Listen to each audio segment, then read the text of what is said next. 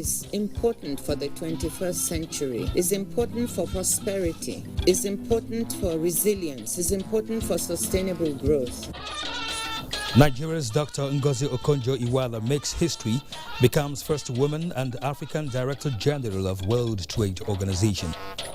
President Buhari is emphatic, he is committed, he is determined, he is relentless in his vigorous pursuit to bring an end to insecurity in this country.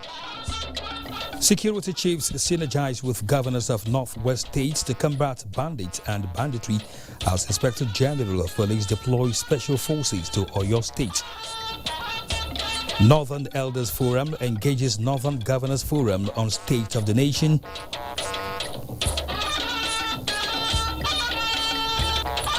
And the federal government moves to restore the old glory of the National Theatre in Gomo, Lagos. Good evening and welcome to NTA Network News. My name is Kenneth Ima Abodike. Also reading tonight is Michael Olaleye from Lagos. We begin on a very cheerful note as Nigeria's Dr. Ngozi Okonjo-Iweala has made history as she becomes the first woman and the first African to lead the Geneva-based global trade governing body, World Trade Organization. Adebola Brusklin Sunday reports that the General Council, in a special meeting, confirmed her appointment. A two-time Minister of Finance in Nigeria and former Managing Director Operations, World Bank, Dr. Ngozi Okonjo-Iweala, is the World Health Organization and African Union COVID-19 envoy, former board chair at Gavi, a global vaccine alliance that promotes equitable access to COVID-19 vaccine. The General Council chair, David Walker, in a statement said Dr. Okonjo-Iweala clearly got the largest support by members at the final round, an assessment that was challenged by the Trump administration before the withdrawal of our challenger, Yoon Myung-hee of South Korea. U.S. Trade Representative said the Harvard-educated Okonjo-Iweala is widely respected for her effective leadership and has proven experience in managing a large international organization with diverse membership. Founded in 1995 with all her 5 predecessors men. Wow, this is a very significant moment for the WTO. On behalf of the General Council, I extend our warmest congratulations to Dr. Ngozi Okonjo-Iweala on her appointment. So agreed. Dr. Okonjo-Iweala is taking the helms of affairs at WTO at a very challenging time when the global trade is nosediving following the COVID-19 pandemic and when the Africa Continental Free Trade Area is coming on board to effectively remove trade barriers among African countries. An African being at the forefront, being the Director General of the World Trade Organization, whose role is to enable a fair trade between nations, we cannot but have a positive effect on what we're trying to do in Africa. The challenges facing the WTO are numerous and tricky, but they are not insurmountable. There is hope.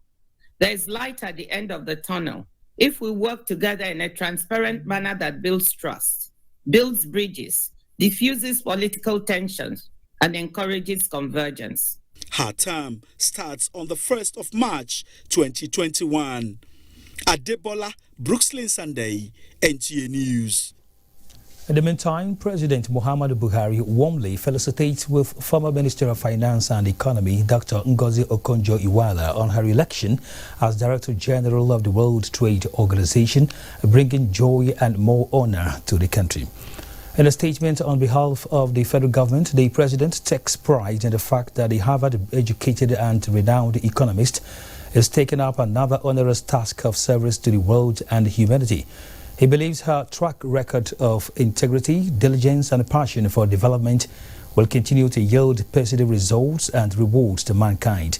President Buhari affirms that Dr. Okonjo-Iweala, who over the years set major records of economic reforms in Nigeria as Minister of Finance and later Minister of Foreign Affairs, will excel in her new position and validate the global mandate of repositioning and strengthening the multilateral institution for the greater good of all. The president joins family, friends and colleagues in wishing Dr. Okonjo-Iweala well in her new endeavor. In the meantime, Musa Baba Aliyu compiled more reactions twirling the appointment of Nigeria's Ngozi Okonjo-Iweala as the Director General of the World Trade Organization. The European Union described Ngozi's appointment as historic, having a woman and from Africa to help the World Trade Organization since inception. The International Trade Council also rejoiced with Mrs. Iweala, promising to work with her to realize the multilateral trading that will bring the voices of MSMEs forward. OPEC Secretary General Mohamed Sanusi Barkindo commended the General Council of the World Trade Organization for the historic nature of the appointment of Ngozi Okonjo-Iweala. I have known Ngozi for many years. Her strong will and determination would drive her to tirelessly promote free trade to the benefit of people worldwide. We are the words of Christine Lagarde, former Managing Director of the International Monetary Fund, while congratulating the new DG of WTO. And the former Liberian President, Ellen Johnson Sirleaf, said it is a honor to witness new WTO DG's groundbreaking journey.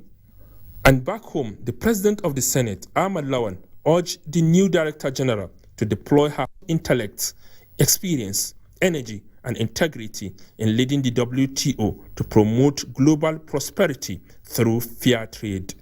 And the Speaker House of Representatives, Femi Gbajabiamila, says the unanimous confirmation of Dr. Ngozi Okonjo-Iweala by the General Council of the WTO is a testament to her years of experience in the financial sector, both at home and abroad.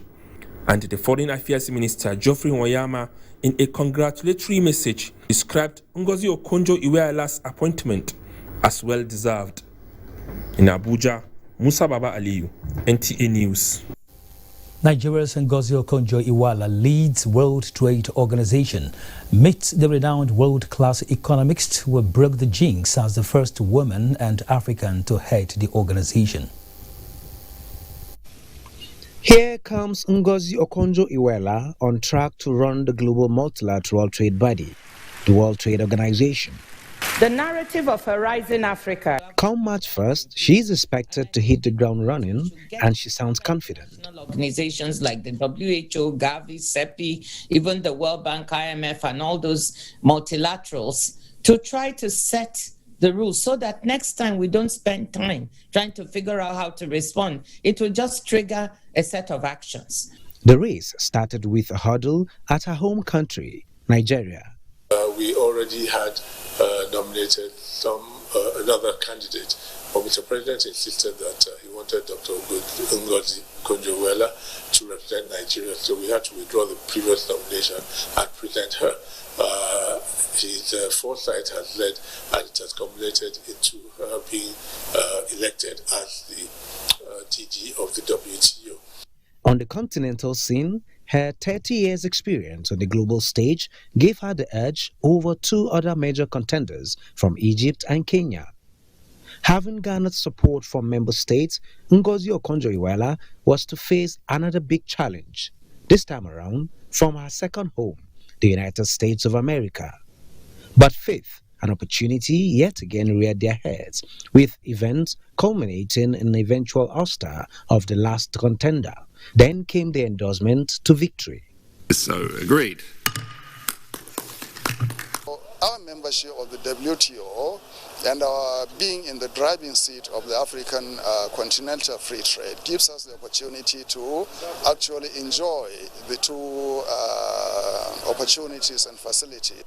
Dynamic towards essential, discovery of those niche products that can market Nigeria the more.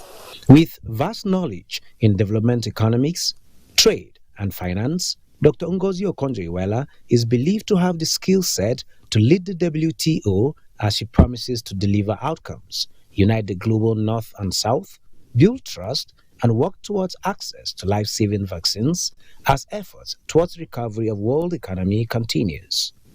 In Abuja, Benny Adams, NTA News. Dr. Johnson Samadina Anene, Chairman, Abuja Trade Center, joins me live now to speak more on the appointment of Dr. Ngozi Okonjo-Iweala as the new Director General of the World Trade Organization. Dr. Anene, thanks for joining us in the news tonight. Yeah, thank you very much. Well, it's such a good news for Nigeria and indeed Africa. Now, how did the Chamber of Commerce and Industry receive the news of our appointment? Yeah, we have been rejoicing. We've been celebrating. It's a victory for all of us, including you and every other Nigerian and African indeed. We have every reason to rejoice, being the very first African to hold that position.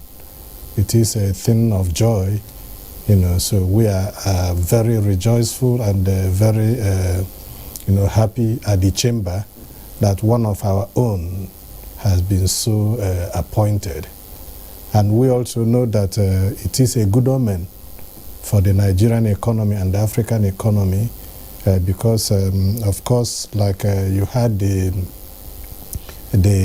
U.S. envoy said, that Ngozi Okonjo-Iweala is bringing a wealth of experience in commerce, and economic development and international diplomacy. So it is going to really rub off very positively on Nigeria and Africa in general. All right, you've also mentioned economy, and by that I mean Nigeria's economy and overall development. So beside that, what is in that appointment, for Nigeria, taking cognizance of the fact that, of course, we have Akiwumi Adesina at the AFDB and Amina Mohammed as the Deputy Secretary General of the United Nations?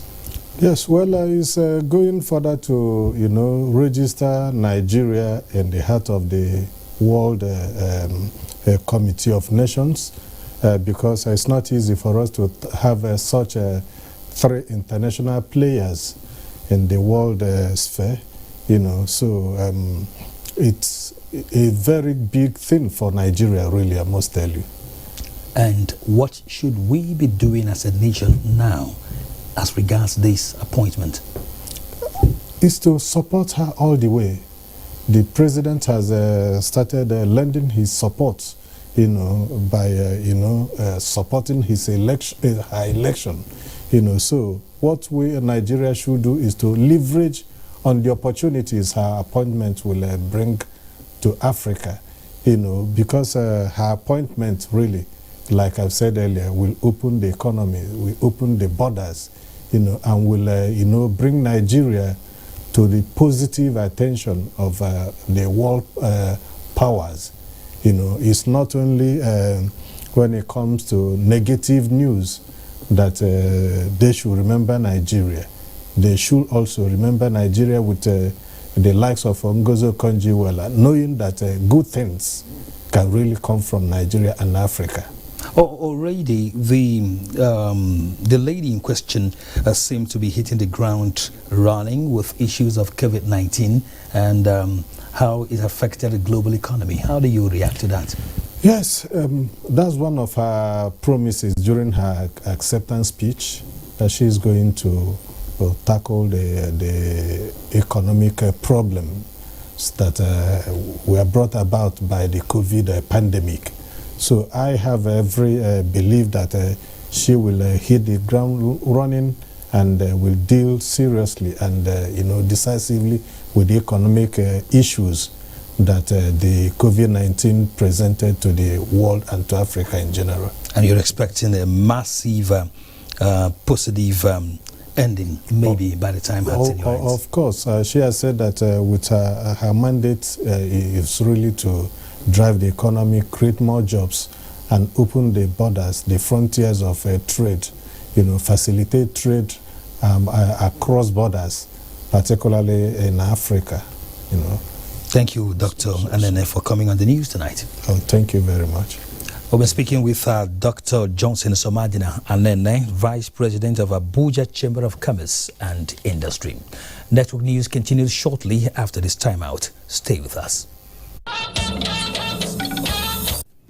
Welcome back. The governors and elders from the 19 northern states of the country are meeting in Abuja to deliberate on some crucial national issues.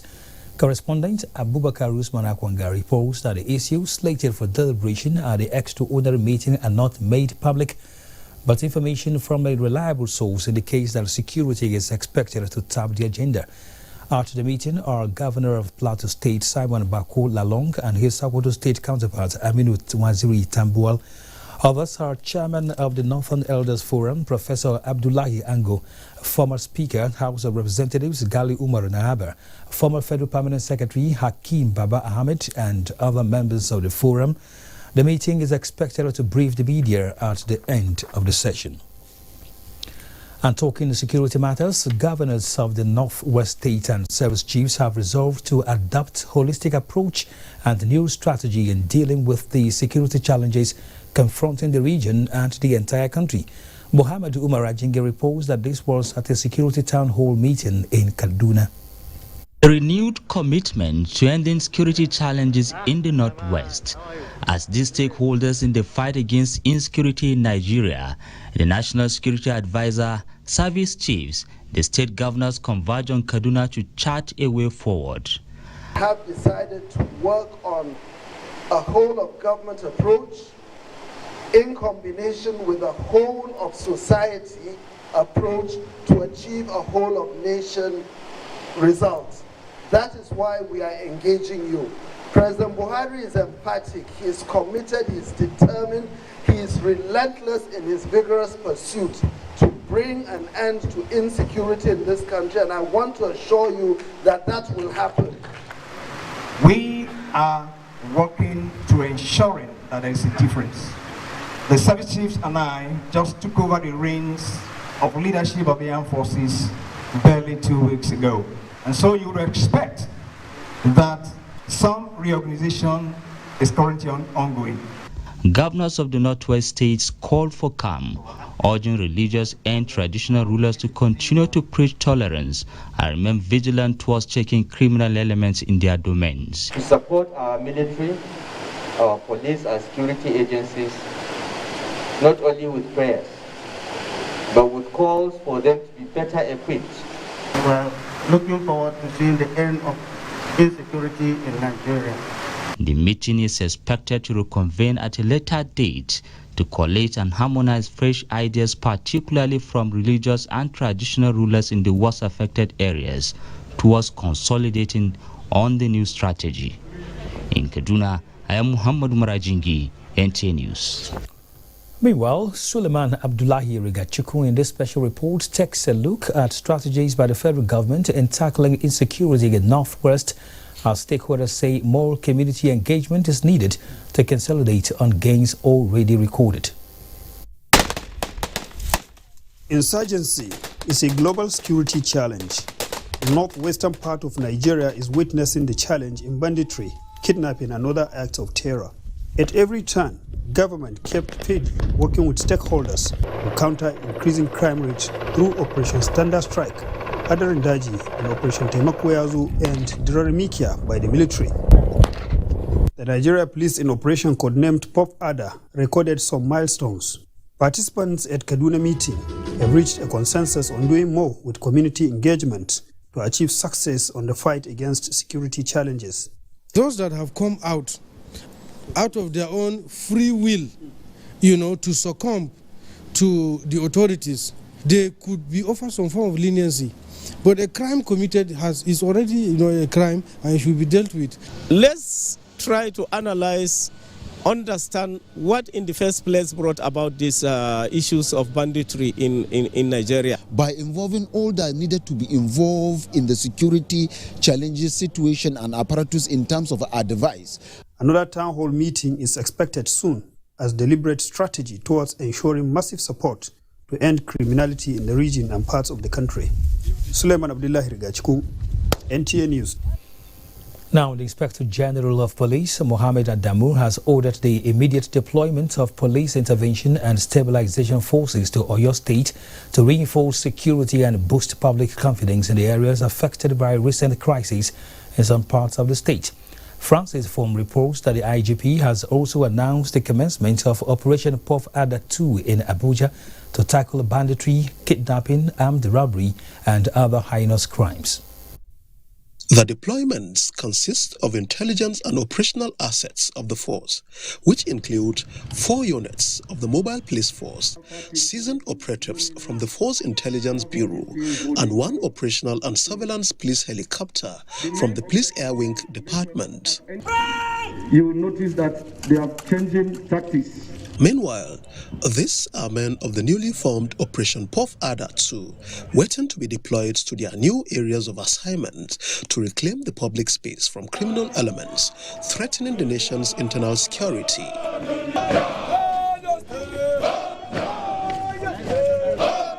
The Inspector General of Police, Mohammed Adamu, charged the officers and men to dislodge the criminals and deny them the opportunity of regrouping in the zones or any parts of the country. The force leadership and indeed the entire nation are looking out for 3 major outcomes as you discharge your duties. First is to protect them from bandits, kidnappers, armed robbers, and other heinous criminals. Second is to apprehend the criminals and bring them to justice. And third is to be professional in your conduct as you strive to attain these objectives. The new operation will focus on the restoration of peace and security in the Northwest and North Central geopolitical zones. Francis Form, NTA News. Oyo State Governor Seyi Makinde and his Ondo State counterpart Rotimi Akeredolu have visited the troubled Shasha community in Ibadan, where they appealed for calm and peaceful coexistence between the Hausa community and their Yoruba hosts. Ayomiku Ajibola has the details. Seyi Makinde, accompanied by Ondo State Governor Rotimi Akeredolu, lamented the incidents, stressing the need for peaceful cohabitation among various groups in the state as panacea for growth and development, while assuring the people that the police and other security agencies will carry out a thorough investigation into the crisis towards finding a lasting solution to security challenges affecting the area. Both governors appealed to residents of the area to desist from taking laws into their hands and let peace reign in the community. For our law enforcement agents, they have to step up their game. We ask that they dominate that area. We don't want to lose even half a soul right now. So we'll continue to monitor the situation and we'll continue to play our part. We are all brothers. There could be one problem or the other, but this time will soon pass, and that our people should remain calm. Shoot your sword. There's no need for us to fight. There's no need for any counter-attack. There's no need for any reprisal. We are brothers. Oyo State government recently imposed curfew on Shasha community due to the ethnic clash that ensued in the area last Friday. In Ibadan, Ayomiku Ajibola, NTA News. In the meantime, a media activist, Kadiria Ahmed, has cautioned the Nigerian media to be careful and avoid further feeling of violence and ethno-religious tension in the country. In a message, the media guru expressed her worry about recent happenings in the country, asking the media in strong terms to desist turning citizens against one another, which in the end will spiral into large-scale ethnic killings against each other. Kadiria reminded media organizations and journalists to uphold the book on ethical reporting so as not to betray the moral consideration that assigns the noble profession that mandated the fourth estate of the realm to be the last hope of the common man. She said despite numerous examples that exist which have proved, including not too long ago in Rwanda, that the conduct of the media can help in promoting, starting and perpetuating violence and ethnic strife, Nigerian media is beginning to turn a deaf ear to pleas to not become a tool that enables hate. It is time now to join Michael Olaleya in our Lagos Network Center for more reports. Hello, Michael. Hello, Kene. Motorists who we are expecting to have the third Milan Bridge fully reopened today, 15th February, will have to wait a bit more longer. This is due to a delay in the completion of works, which according to the Federal Ministry of Works and Housing will be completed before the end of the month. Dotun Ogunyemi reports. We are working together with the contractor to make sure that that February 15, all the jobs that are still outstanding will be completed, and then the public, the motorists, will be able to use the Third Mainland Bridge. Those assurances have now become appeals for patience and even more understanding as frantic efforts are being made by the contractors to complete the repair works. The news of the full reopening of the Third Mainland Bridge has been a long-awaited desire for motorists in Lagos. But as it is now, the bridge is still closed, and that is simply because work along this section of the road, which is the Oworonshoki bound lane, is still ongoing, and a statement credited to the Federal Controller of Works in Lagos states that the reasons for this include the fact that the NSAS protest back in October 2020 took about 2 weeks away from the project's delivery time, and just again to state that another closure of the bridge is imminent, and that is on the 19th actually of this month, and that is to allow for the casting of the very final expansion joint on this side of the bridge. Another reason is to have all the lane markings on the completed section of the bridge finished before the full reopening. For now, security and traffic management personnel are still ensuring that motorists comply with earlier stated traffic diversionary signs as they continue to ply the alternative routes. In Lagos, Dotun Ogunyemi, NTA News. The Chief of the Naval Staff, Rear Admiral Awal Gabo, has reassured stakeholders in the maritime industry of continued support for continued security for legitimate operations to thrive as the service is leveraging on technology, training and synergy. This was during the flag-off of exercise Secured Water 2021 on board NNS Thunder. Dr. Ogunyemi again reports. It is the first sea exercise that the newly appointed Chief of the Naval Staff would be flagging off. For the first quarter of the year. In a strongly worded speech, Rear Admiral Gambo noted that the exercise would provide needed tests across a broad spectrum of maritime operations in order to enhance the security of Nigeria's maritime domain to check criminality at sea. The exercise is therefore a demonstration of nations' resolve to strengthen and consolidate on previous gains by acting decisive against pirates, sea robbers and other enemies of the state. Such strong commitment will further reassure our regional and international partners of our readiness to weather ongoing partnerships. It is also pertinent to state that the exercise comes against the backdrop of cases of piracy in the Gulf of Guinea. The exercise involves the deployment of assets from all three operation commands and a total of 14 Nigerian Navy capital ships, 2 helicopters, and elements of the Nigerian Navy Special Boat Service personnel would be participating in the exercise. In Lagos, Dotun Ogunyemi, NTA News. This is NTA Network News. More reports with Kenne shortly after this break. Please stay tuned. Thank you for staying with us. Nigeria's sport health workers have been placed on red alert over the resurgence of Ebola in Guinea-Conakry. To this end, the Presidential Task Force on COVID-19 advises Nigerians to avoid traveling to countries with high burden of COVID-19 or any disease outbreak to prevent importation of such diseases. Betare Ben reports.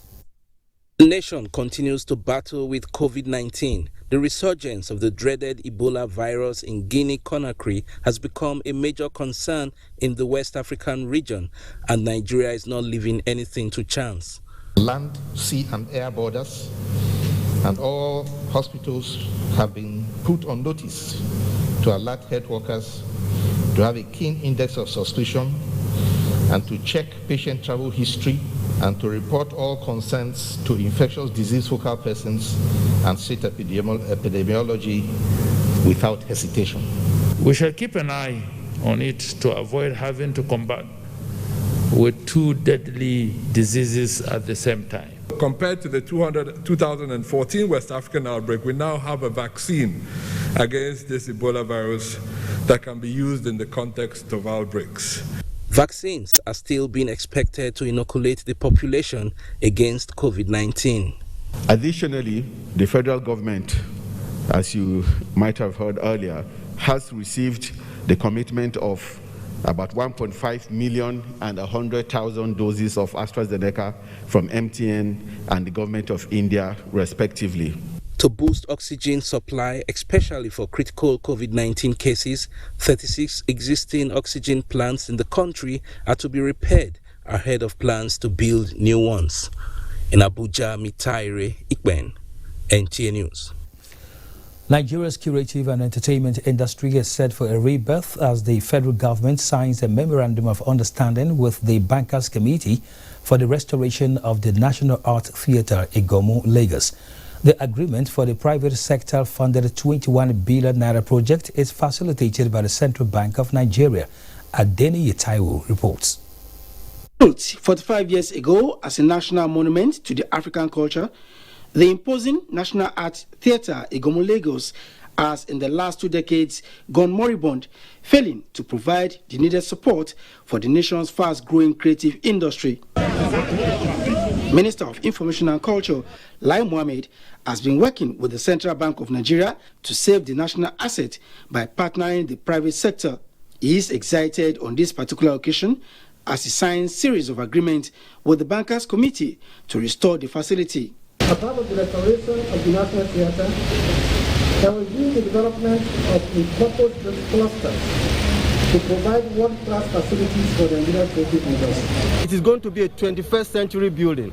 It is going to be a building that will breathe in IT, in everything, such that when we are holding international conferences, it will be beamed in different parts of the world without any interference. We are also working to support the creation of the Lagos Creative and Entertainment City, which will provide employment to millions and millions of youth. With a projected capacity to generate about 35,000 jobs during and after construction, the project will help in addressing some of the concerns of Nigerian youths. For me, it's not only the National Theatre that I see a transportation solution that has been solved.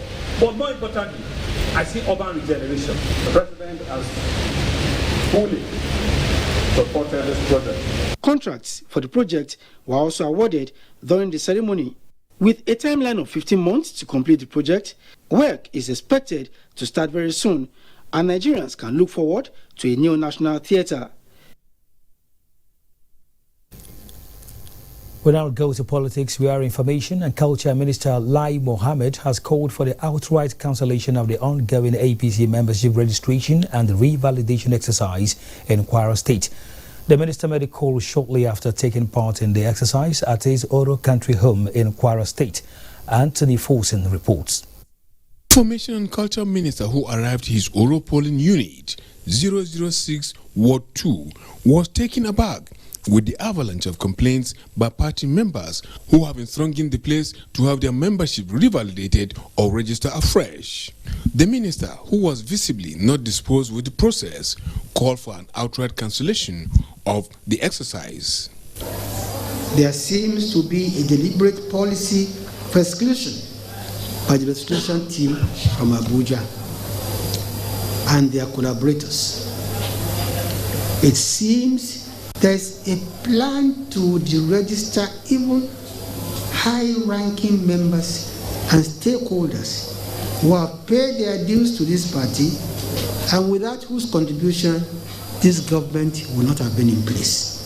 Lai Mohammed maintained that the demands are irreducible demands for peace in the state, as all efforts at forming a common ground to move the party forward has failed. There seems to be a policy to massively disenfranchise or deregister APC members in Kwara State. This has left many members disillusioned. Based on the communication that I have received from APC stakeholders across the state on the report of the monitoring teams and the glaring non-compliance with the stipulated guidelines. We, the critical stakeholders of the APC in Kwara State, hereby demand immediate cancellation of the APC membership registration exercise in Kwara State. Again, the John Amboyi-led registration committee is equally being accused of deliberate attempt of disenfranchising members of the party in the state. From Oro in Kwara State, Anthony Forson, NTA News. Two APC national chieftains from Jigawa State, Farouk Adamu Aliyu and Nasiru Haladu Dano, have added their voices on the need for Nigerians to join the progressive fold by registering with the party in the interest of moving Nigeria forward. Awal Muhammad Kazaure reports. Chieftains Farouk Adamu Aliyu and Nasiru Haladu Dano revalidate their registration at their respective polling units in Borno Kudu and those are local government areas. People are happy that we're doing, and in fact I call on people to join APC, those that are even in PDP or in other parties, to join the party of the day. And we're going to have a register that is going to be domiciled at the headquarters of the party. So that's just about it. And then we also want to practice, what's happening in other climes. When you go to other climes that do practice democracy, the way we do, try to do this thing as often as possible. What we are doing is just the validation of the registration. It's part of the trying to get more membership and also, encourage people to register with the APC.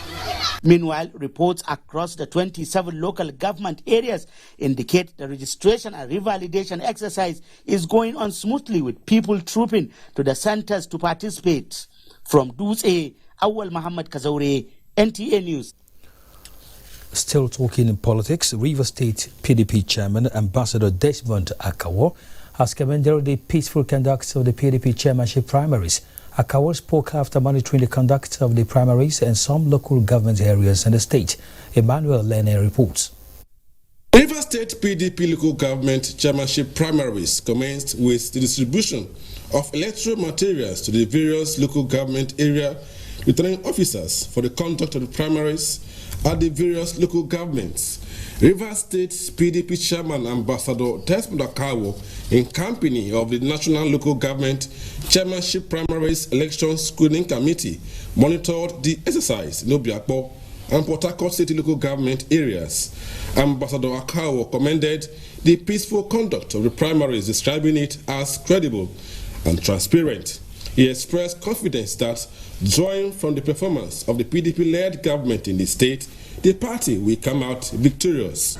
For the first time in the history of primary politics in Rivers State, I've never seen where we have had election as so good that there is nowhere you've had that somebody is wounded or there is a loss of life anywhere. Chairman, PDP Local Government Chairmanship Primaries Election Screening Committee, Senator Samuel Anyanwu, expressed satisfaction with the process, calling on other political parties to borrow a leaf from the PDP. That's a very good process, and that's a show that PDP is a party to emulate. George Ariolu emerged Obiakpo local government area PDP candidate with a total of 360 yes votes, while Orwell Ehunda was returned as Port Harcourt City local government area candidate with a total of 395 yes votes. The National Local Government Election Screening Committee had earlier screened the chairmanship aspirants. In Port Harcourt, Emmanuel Lene, NTA News. Away from politics now, all is now set for the commencement of repatriation of the 48,000 refugees of Borno extraction from Mina Wawa camp of the Cameroon Republic, billed to begin on 27th of February 2021. This followed the signing of the revised standard procedure for the voluntary return of the refugees. Mohamed Goni reports. The meeting was hosted by the Cameroonian Minister for Territorial Administration, Paul Atanga, to discuss modalities for voluntary repatriation, which is designed to commence with 5,000 returnees in the first phase of the exercise, billed to commence on the 27th February to 7 March 2021. The 11-point communique issued at the end of the meeting include implementation of the action plan covering the period from February 2021 for the voluntary repatriation of Nigerian refugees at Minawao camp, sensitization and information sharing to all refugees on condition in places of intended return, including services and assistance, among others. When we came last time, the people unanimously echoed that they want to go back home. Professor Zulum also assured the refugees that though the repatriation is done in phases, starting with those from Bama and Banki, further stressed that none of those refugees at the Minawao camp willing to return home will be left behind.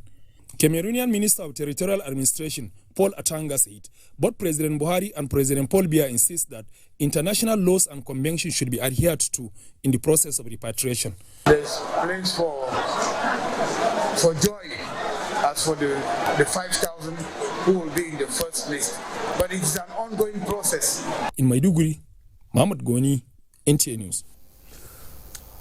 More messages are still coming in for Dr. Ngozi Okonjo-Iweala. The Minister of Women Affairs, Mrs. Paulette Tallen, has congratulated the new DG of WTO on her appointment as the first female and African DG.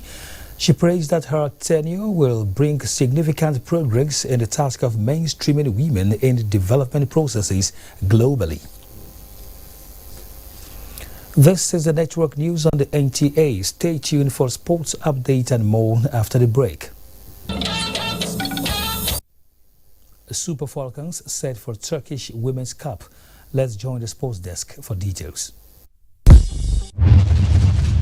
Welcome to Sports Update. We begin with football, where reigning African champion Super Falcons of Nigeria arrived at Alanya, Turkey safely on Monday, ahead of their first game against Russian champions CSKA Moscow on Wednesday in the 5th Turkish Women's Cup, billed for 15 to 24 this month. The Falcons, under new coach Randy Waldrum, will tackle Uzbekistan on Saturday before their final group game against fellow Africans Equatorial Guinea on February 23.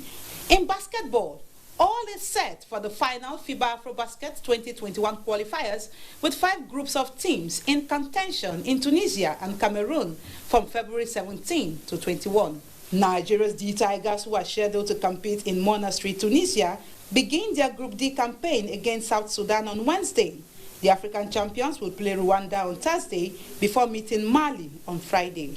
And finally, in golf, Air Vice Marshal Kingsley La-led Team B defeated Team I with 3-2, sparing 2 holes to win the Maiden Golf Sixes Nigerian 2021 tournament at the TYB International Golf and Resort Country Club, Abuja. We played with the team that had the highest score, and we, by the grace of God, we defeated them and proceeded to defeat other stronger teams, on paper at least, to emerge champion 3 up with 2 holes to go. The golfers who make up the most of the faction of the golfing community, the seniors, they were celebrated this weekend. They came out en masse. They have been very appreciative. The tournament, which is designed for players aged 55 and above, had 64 players grouped in 16 teams across 2 days. And that's Sports Update. I am Tamara Ebiwe. A quick check for weather prospect for tomorrow. The next 72 hours promises to be an interesting one as we anticipate the raising of fresh dust over the source region. This dust is expected to affect into the country and will deteriorate visibility over the northeast and northwestern parts of the country. For Tuesday, we expect sunny skies over the north and north central parts of the country. However, the north is expected to still remain dry throughout the day. The southern parts of the country should be cloudy in the morning, but by afternoon and evening hours, residents of Lagos, Ogun, southern Ondo, Edo, as well as Delta, Bayelsa, Rivers, and Cross River should experience a few thunderstorms. I am Theodora Itum. Thank you for watching.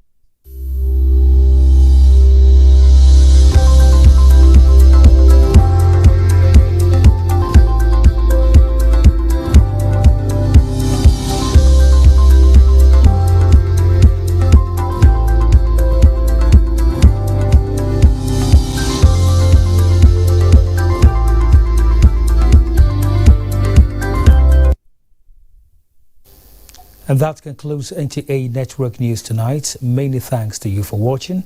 My name is Kene Ima Abodikin. Do have a good night.